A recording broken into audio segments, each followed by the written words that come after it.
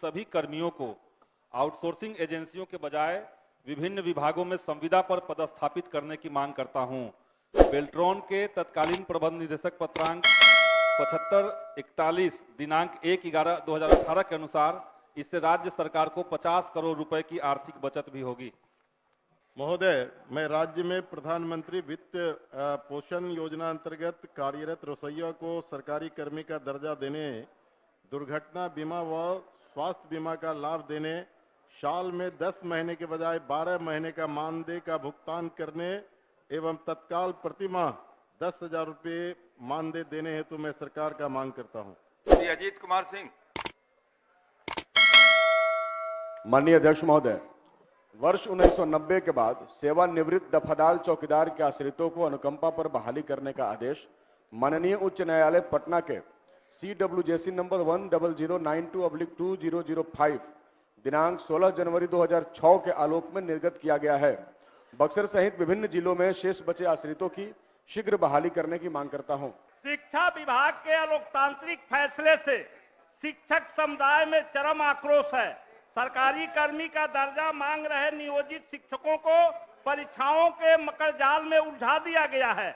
नियमावली के अव्यावहारिक पहलुओं यथा 3 जिले के विकल्प को विलोपित करते हुए ऐच्छिक स्थानांतरण और अन्य जरूरी संशोधनों के सवाल पर अपनी आवाज उठाने के लिए उनके ऊपर लगातार दंडात्मक कार्रवाई की जा रही है। महोदय, स्कूलों की समय सीमा 9 से 5 बजे तक का फरमान पूरी तरह अमानवीय और अव्यावहारिक है। महिलाएं दिव्यांग शिक्षकों को इसको कारण भारी परेशानी हो रही है। उनकी कई छुट्टियों में भी कटौती कर दी गई है। महागठबंधन सरकार में शिक्षकों की अस्थायी बहाली की प्रक्रिया शुरू हुई थी, लेकिन दूसरी ओर सरकार ने विद्यालयों में आउटसोर्सिंग के जरिए निजी कंपनियों को विभिन्न पदों पर नियुक्त और संचालन का अधिकार दे दिया है। यह शिक्षकों के विनाश का कारण बनेगा।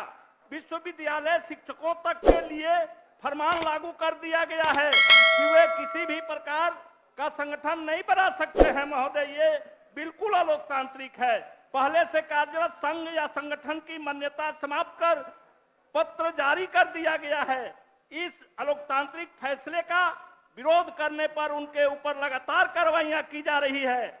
महोदय, हमारी समझ है कि शिक्षा की व्यवस्थागत कमियों पर ध्यान देकर और उससे संबद्ध सभी तबकों के बीच बेहतर तालमेल स्थापित करके ही एक स्वस्थ लोकतांत्रिक शैक्षणिक माहौल का निर्माण किया जा सकता है।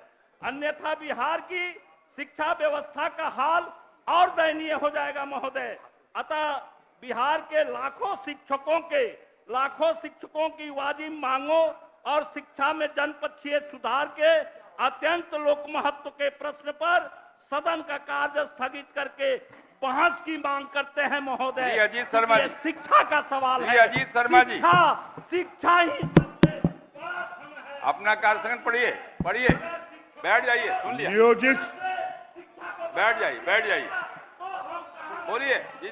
नियोजित शिक्षकों की शिक्षकता परीक्षा की घोषणा से उत्पन्न भीषण स्थिति पर चर्चा हो। उल्लेखनीय है कि राज्य में 2006 से नियोजित शिक्षकों की शिक्षकता परीक्षा आयोजित की जा रही है।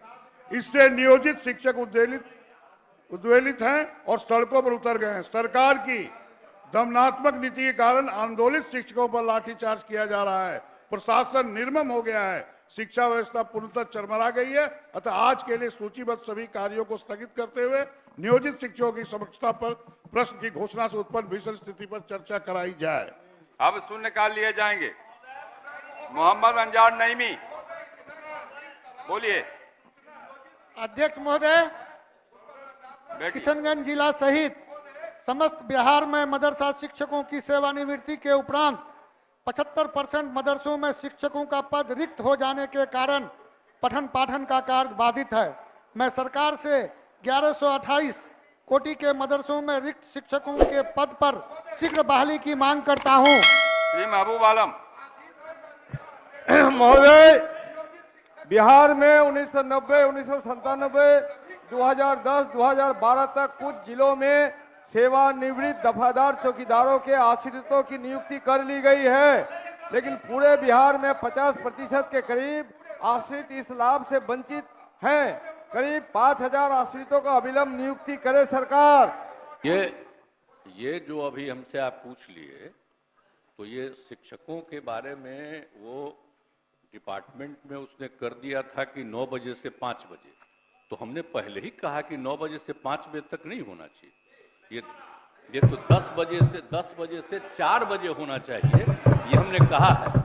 और अगर अभी उसको नहीं माना है, अरे तो आप लोग देख रहे थे, कहते ना भाई कि आपका बतवा नहीं माना। अभी आप बोल रहे हैं, पहले आप ही लोग देख रहे थे, कहते क्यों नहीं सुना, तो उसी समय हम करते। अगर अभी नहीं सुना है, आज ही हम तुरंत बुला करके बात करेंगे। और जो बात है पहले से, यही तो हम शुरू से बोलते। अरे बैठे ना भाई, हम बैठ जाइए। महमूद साहब, सदैव जी बैठिए, बैठ जाइए। अरे हम भी तब पढ़ते थे ना भाई। बैठिए, तो जो तरीका है, ये भला बताइए, 9 बजे से सुबह से लेके 5 बजे तक, ये ठीक नहीं है। ये अगर गलत किया है, उसको तुरंत सुधार करवा देते, हम आज ही देख लेते। बैठ जाइए यार, आपने बता दिया, इसके लिए मैं आपको बधाई देता हूँ। आपसे आके हम पूछे, बोल रहे हैं, आज ही हम बात कर लेंगे। सुन रहे हैं तो सुन तो लीजिए। आज ही हम कर लेते। महोदय, मैं राज्य में प्रधानमंत्री वित्त पोषण योजना अंतर्गत कार्यरत रसोइयों को सरकारी कर्मी का दर्जा देने, दुर्घटना बीमा व स्वास्थ्य बीमा का लाभ देने, साल में 10 महीने के बजाय 12 महीने का मानदेय का भुगतान करने एवं तत्काल प्रतिमाह 10,000 रुपये मानदेय देने हेतु मैं सरकार का मांग करता हूं। श्री अजीत कुमार सिंह।